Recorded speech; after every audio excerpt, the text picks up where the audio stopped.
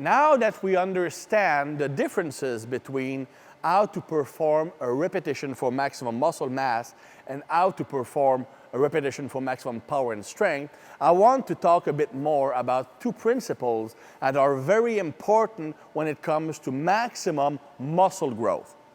So the first principle, I call it the principle of first tension. Remember, there's a difference between lifting for strength and lifting for muscle mass. When I'm lifting for strength, my goal is just to lift as much weight from point A to point B as possible. So I will use technical tricks, different change in body position, advantages, leverages, just to be able to lift more weight. And that's perfectly fine. But if my goal is to build maximum muscle, that's not what I want to do. I want to shift that tension on that muscle instead of the tendons and instead of using leverage. Not only that, I want to put that tension on the muscle I want to build the most. So what I want is to make sure that the muscle that receives the most stress, the most stimulation during my exercise is the muscle I want to build. So the first thing to remember is the principle of first tension. And that's, quote, the muscle that fires hard first in a movement is the muscle that will receive most of the tension.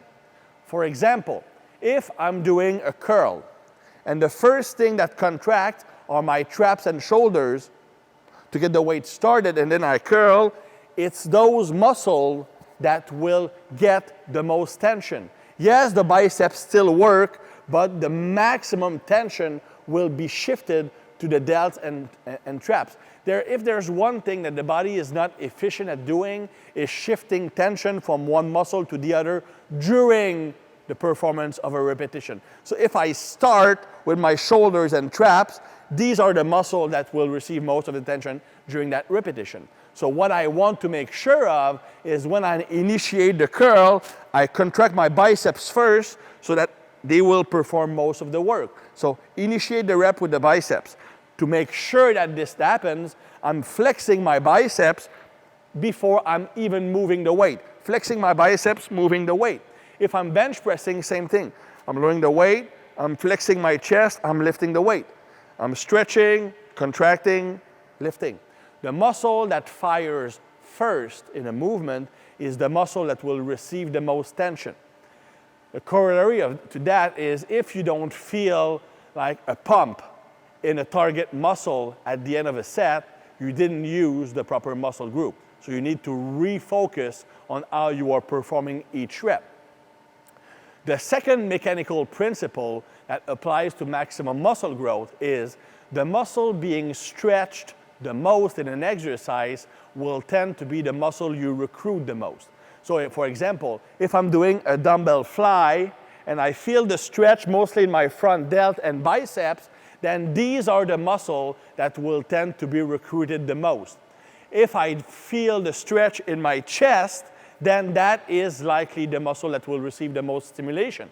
So that's why when you're doing an exercise, you should focus on taking a position where you feel the muscle you want to target being stretched the most in the bottom position. So if I'm doing a fly, if I'm doing a pec deck, if I'm doing a lat pull down, anyway, you want to feel that muscle being stretched the most. So that's why when I do lat pull down, for example, or chin-ups, I want to stretch the lats, but I don't overstretch my arms. I want to keep a slight flexion here and keep my lats stretched and then initiate with the lats. So I'm stretching the lats, muscle being stretched the most is being recruited the most, and I initiate the pull with my lats and then take my arms. So that way I recruit my lats the most because I'm stretching them and initiating the pull with the contraction of the lats. So if you're trying to build maximum muscle, remember these two principles. Principle of first tension, the muscle being firing first is the muscle that will receive the most tension. And the muscle being stretched the most will tend to be the muscle being recruited the most. That's one of the reasons why the back squat will build the quads for somebody with short legs, and will build the glutes for somebody with long legs. If I have short legs and I'm squatting down, my quads are stretched a lot more than my glutes. If I have long legs, I normally squat more like this, so this is stretched more than my quads. So the muscle being stretched the most is the muscle being recruited the most, which also explains why some exercises will work great for some people, like a back squat for people with short legs, but will not be a great leg exercise for somebody with long legs, for example. The front squat would be a better option in that case. But anyway, for now, the important thing is the muscle firing first receive the most tension, the muscle being stretched the most tend to be recruited the most.